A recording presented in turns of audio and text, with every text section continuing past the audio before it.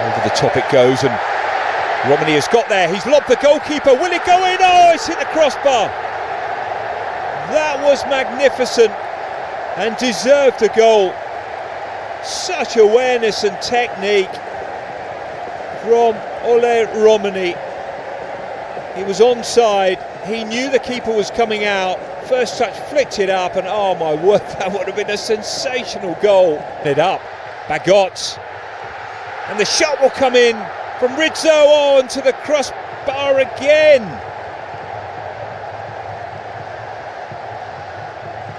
Rizky Ridho bursting into the area, and the goalkeeper's save just going up into the air and plonking onto the top of the crossbar for the second time today. Langsung gegerkan kawasan. Pelatih Vietnam Kim Sang-sik tak disangka ikut notis dan berikan komentar sangat jujur menghebohkan begini soal laga panas Timnas Indonesia versus Bulgaria hari ini. Hingga sebut John Herdman begini di hadapan media. Di sisi lain bikin heboh, legenda Malaysia Safi Salih malah sindir keras Indonesia hingga terang-terangan sebut Indonesia tak lebih baik dari Malaysia dan sesumbar bakal menang mudah jika ketemu Timnas Indonesia asuhan John Herdman. Wah, benarkah? Simak semua selengkapnya berikut ini. Wajib banget hukumnya subscribe channel ini dulu ya.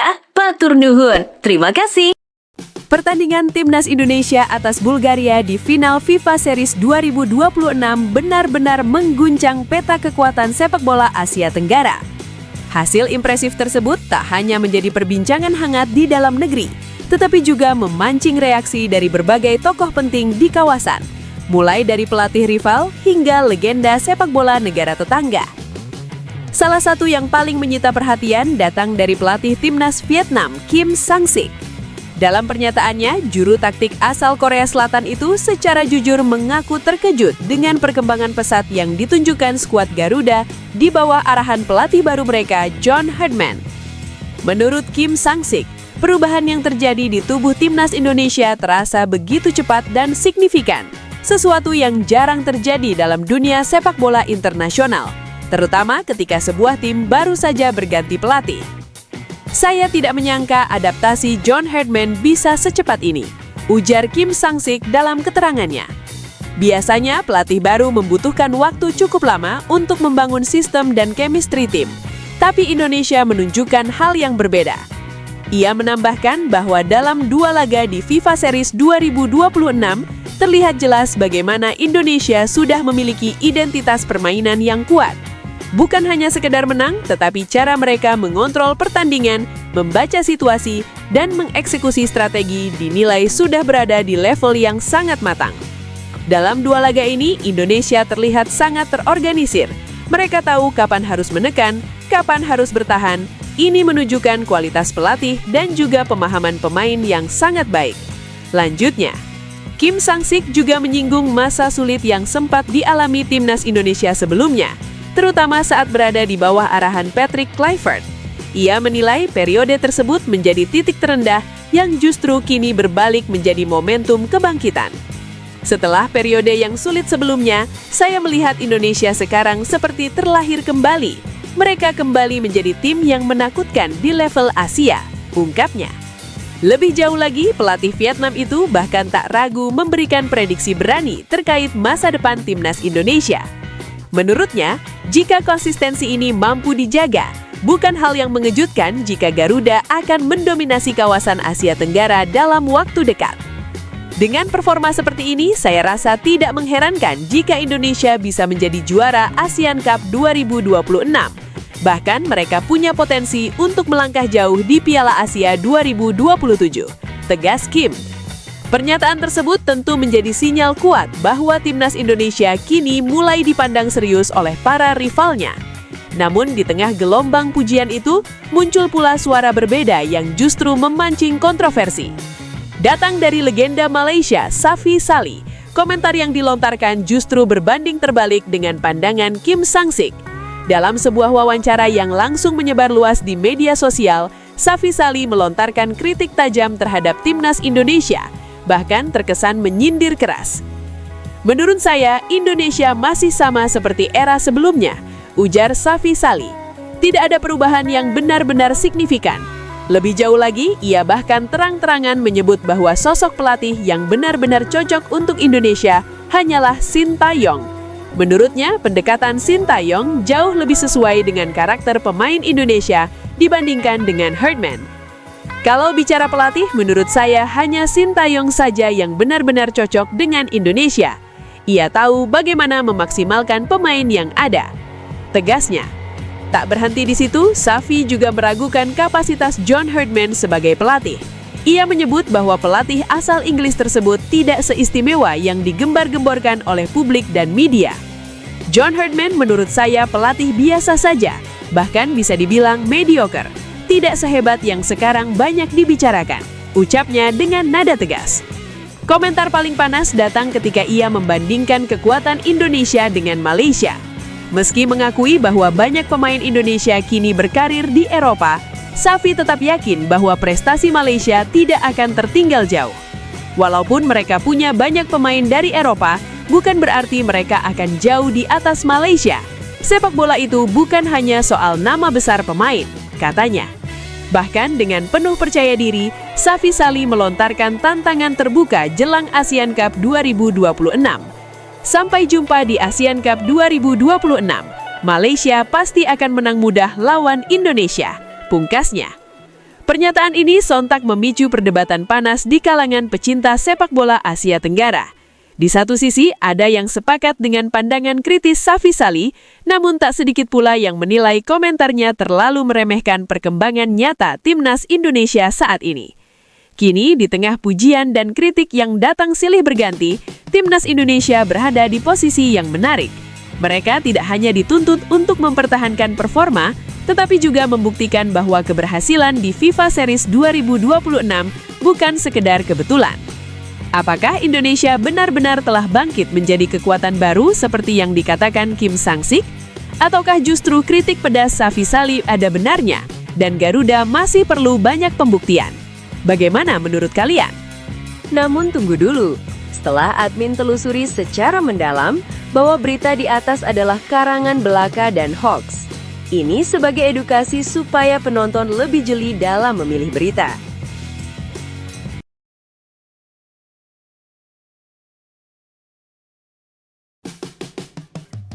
Kabar kurang menyenangkan datang dari penyerang muda Mauro Zylstra.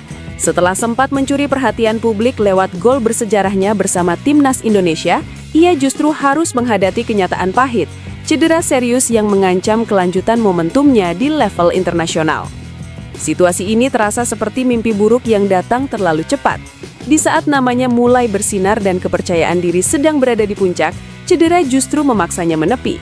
Pemain milik Persija Jakarta itu kini dipastikan tidak bisa memperkuat skuad Garuda dalam laga penting kontra Bulgaria pada partai final FIFA Series 2026.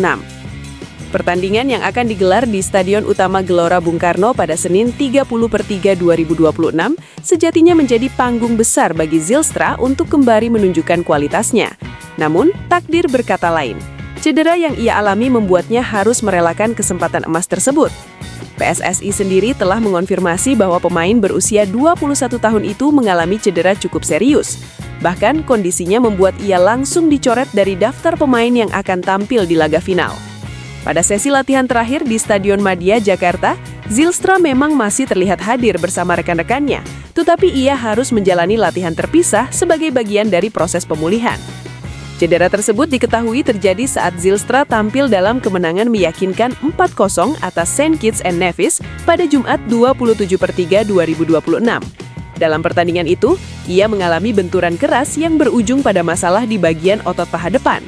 Benturan tersebut awalnya tampak biasa, namun setelah melalui pemeriksaan medis lebih lanjut, hasilnya menunjukkan kondisi yang cukup serius. Ketua Badan Tim Nasional PSSI Sumarji pun memberikan penjelasan terkait kondisi sang pemain. "Sudah tes, hasilnya grade 2, ujar Sumarji kepada awak media termasuk bolasport.com di Stadion Madia, Jakarta, Minggu 29/3/2026. Cedera dengan kategori grade 2 tentu bukan hal ringan. Ini berarti ada kerusakan signifikan pada otot yang membutuhkan waktu pemulihan tidak sebentar. Dalam kasus Zylstra, ia diperkirakan harus menepi cukup lama demi memulihkan kondisi fisiknya secara optimal. Jadi ya mungkin kalau grade 2 ini bisa antara 2 atau 3 bulan ya, kata Sumarji.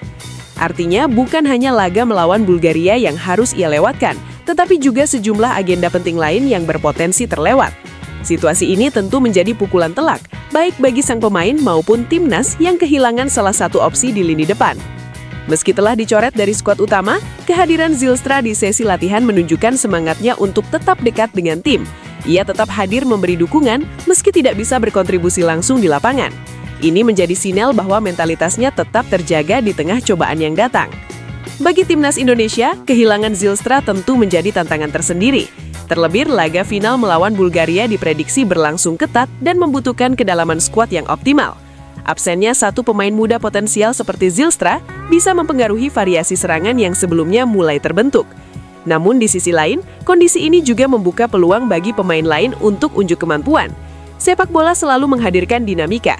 Ketika satu pemain absen, pemain lain dituntut untuk mengisi peran tersebut dengan kualitas yang sama, bahkan lebih baik. Kini fokus utama Zylstra tentu adalah pemulihan. Dengan usia yang masih sangat muda, peluang untuk bangkit dan kembali lebih kuat tentu masih terbuka lebar.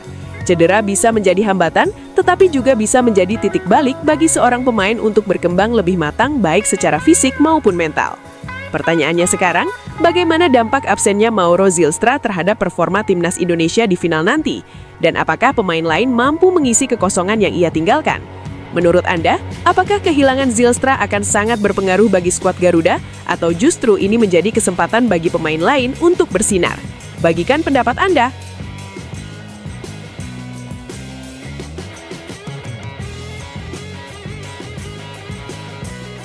Sorotan terhadap performa Ramadan Sananta dalam kemenangan telak timnas Indonesia atas Saint Kitts and Nevis belum juga mereda. Meski tim menang meyakinkan, kritik tetap mengalir deras kepada sang penyerang karena gagal mencatatkan namanya di papan skor. Namun di tengah riuhnya suara publik, pelatih kepala John Herdman justru berdiri paling depan untuk memberikan pembelaan terbuka. Dan pernyataannya benar-benar menyentuh sekaligus membuka perspektif baru. Dalam laga yang digelar di Stadion Utama Gelora Bung Karno pada Jumat malam tersebut, timnas Indonesia tampil dominan dan sukses menang dengan skor 4-0. Meski begitu, sorotan tajam justru mengarah kepada Sananta yang bermain selama 72 menit tanpa gol. Banyak yang menilai performanya kurang maksimal, bahkan tak sedikit kritik yang bernada keras bermunculan di media sosial. Namun bagi Herdman, penilaian itu terlalu dangkal. Dalam sesi latihan terbuka di Stadion Madia 2 hari setelah pertandingan, pelatih asal Inggris itu menegaskan bahwa kontribusi seorang striker tidak semata-mata diukur dari jumlah gol. Ia justru melihat peran Sananta jauh lebih kompleks dan krusial dalam sistem permainan yang ia bangun bersama skuad Garuda. "Kita butuh Ramadan Sananta," ujar John Herdman dengan nada tegas. "Saya sangat kecewa dengan kritik yang diterima pemuda itu. Dia adalah pemain yang selalu memberikan yang terbaik untuk Indonesia di lapangan. Dia sangat mencintai negaranya dan beberapa pelecehan di media sosial itu tidak cukup baik," imbuhnya. Pernyataan itu seolah menjadi tamparan halus bagi para pengkritik. Herdman bahkan membawa contoh dari level tertinggi sepak bola dunia untuk memperkuat argumennya. Ia membandingkan peran Sananta dengan legenda striker Prancis Olivier Giroud saat membawa negaranya menjuarai Piala Dunia 2018 tanpa mencetak satu gol pun. "Kita harus menetapkan standar yang lebih tinggi untuk diri kita sendiri," lanjut Herdman.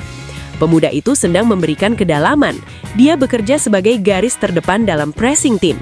Jika Anda melihat Olivier Giroud, dia tidak mencetak gol di Piala Dunia, tetapi tidak ada yang mengkritik penampilannya karena apa yang dia lakukan, dia bekerja untuk tim. Dan Sananta adalah pemain seperti itu. Dia adalah pemain yang mengutamakan tim, lanjut pelatih asal Inggris itu. Penjelasan tersebut memberikan gambaran jelas bahwa peran Sananta dalam strategi Herdman bukan sekedar sebagai finisher. Ia adalah mesin pembuka ruang, sosok yang mengganggu lini pertahanan lawan, menarik bek keluar posisi, dan menciptakan celah bagi rekan-rekannya seperti Ole Romeni, Ragnar Orat Mangongen, hingga Beckham Putra untuk mengeksekusi peluang. Pergerakannya memungkinkan Ole Romeni, Ragnar Oratmangongen, dan lain-lain, Beckham Putra untuk mendapatkan ruang, ungkap John Herdman. Jadi Anda tahu saya ingin para penggemar untuk tetap tenang dan menghormati kerja keras yang dilakukan pemuda itu untuk negaranya, imbuhnya. Tak berhenti di situ, Herdman juga menyinggung pentingnya kedewasaan dalam menyikapi performa pemain, terutama bagi seorang pemain muda yang tengah berkembang. Ia menilai kritik berlebihan, terlebih yang bersifat personal, justru bisa berdampak negatif pada mental pemain. Dia adalah warga negara Indonesia yang sangat bangga dan sulit untuk membaca dan melihat ini beberapa hal yang telah dikatakan tentang pemuda itu, tegasnya lagi. Saya pikir kita harus menjadi lebih baik sebagai sebuah negara, pungkas Herdman. Pernyataan itu menjadi refleksi besar, bukan hanya untuk Sananta, tetapi juga bagi seluruh ekosistem sepak bola Indonesia. Di tengah euforia kemenangan, publik diingatkan bahwa sepak bola adalah permainan tim, bukan panggung individu semata. Kini menjelang laga final FIFA Series 2026 menghadapi Bulgaria, dukungan penuh dari supporter tentu akan menjadi bahan penting bagi para pemain, termasuk Sananta. Apakah kritik akan berubah menjadi dukungan, atau justru tekanan akan semakin besar? Yang jelas Herdman sudah menunjukkan sikapnya, melindungi pemainnya, menjaga kepercayaan diri tim, dan membangun fondasi mental yang kuat. Bagaimana menurut Anda? Apakah Ramadan Sananta memang layak dikritik karena tidak mencetak gol, atau justru perannya selama ini belum sepenuhnya dipahami oleh publik? Mari bagikan pendapat Anda.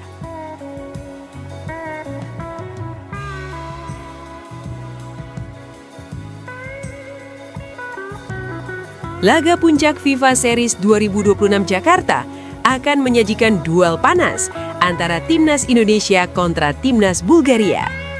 Pertandingan bergengsi ini dijadwalkan berlangsung di Stadion Utama Gelora Bung Karno pada Senin 30 Maret 2026 pukul 20.00 WIB dan dipastikan menjadi ujian sesungguhnya bagi skuad racikan John Herdman.